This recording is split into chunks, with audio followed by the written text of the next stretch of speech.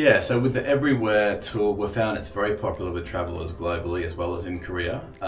In general, travelers who come onto Skyscanner, 51% of them don't know where they want to go. So that's why a tool like the Everywhere tool is so popular. In terms of Korean travelers, we actually find that it is always in the top 5 as far as destinations go, and sometimes it's actually as high as number 1 or 2. Yeah, yes, absolutely. I think the usage of the Everywhere tool is increasing amongst Korean users. We do see that Koreans are very smart and savvy travelers, so they do really value sticking to budget, being cost conscious, and so the Everywhere tool is great because it does rank the results in terms of price, lowest to highest. So if you're a Korean traveler that's looking for a new, unique destination, you can find something that fits in your budget.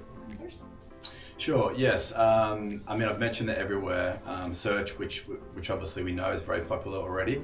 It also has a vibes, feature with it, which means that you can search like a beach break, or you can search for underrated destinations that maybe are less burdened with over-tourism and that type of thing. And that's powered by generative AI. So that's certainly a new feature that we're very pleased with. One of my favorites is price alerts. So if you know the destination, if you know the dates, you can basically save that search, and then Skyscanner will send you emails whenever the price goes down or up, so you can find the optimal time to book your flight. There are other tools that we do really like, which is the cheapest month tool. So if you're looking to be a little bit flexible with your dates, then you can use the cheapest month tool to work out when you should book the trip. Yeah, well, I mean, it's difficult for me to comment on our competitors because I think as far as Skyscanner goes, we're very much focused on the needs of our travellers, and so the Everywhere search we knew was going to be a popular product because of the fact that 51% of travellers who come onto Skyscanner don't know exactly where they want to go. So that was the reason behind us developing the product. How accurate have you been in predicting the travel trends so far? Yes, so I think the important thing to note about the 2025 Skyscanner Travel Trends report is that we are combining millions of searches for flights, for accommodation, for car rental, with the qualitative data of the surveys that we ran, which included 20,000 global travellers, including 1,000 Koreans. So I believe when you blend the survey data with the search data, it is very reliable data that we believe will ring true as far as these trends in 2025. Yeah, sure. So I think two trends that we're seeing for 2025 that are very popular globally that are emerging within the Korean market are firstly sports mode.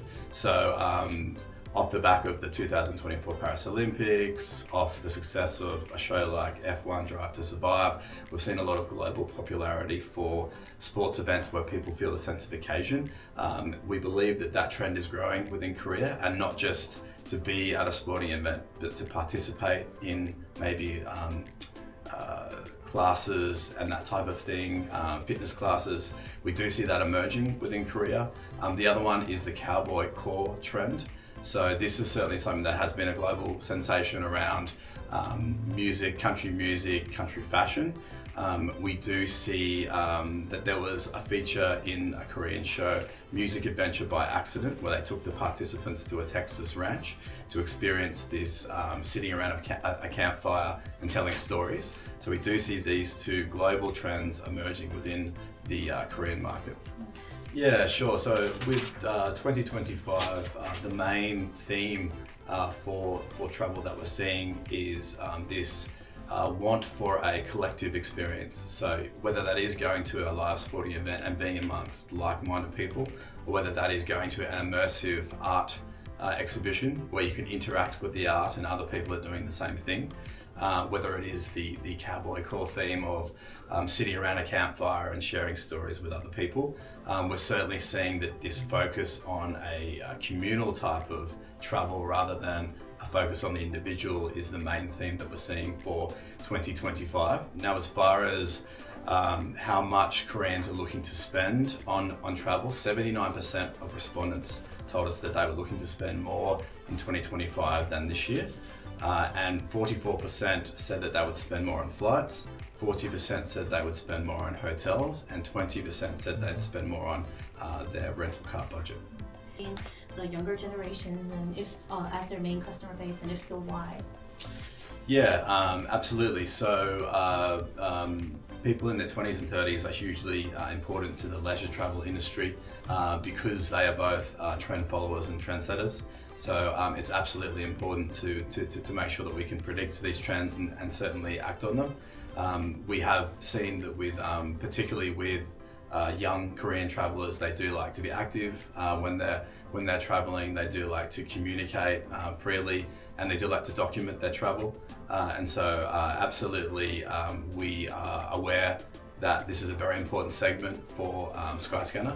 And I would say a product like Drops, which is highlighting prices for flights that have dropped by at least 20% or more, is a very good fit for these type of young travelers looking to maybe go somewhere new for very good value.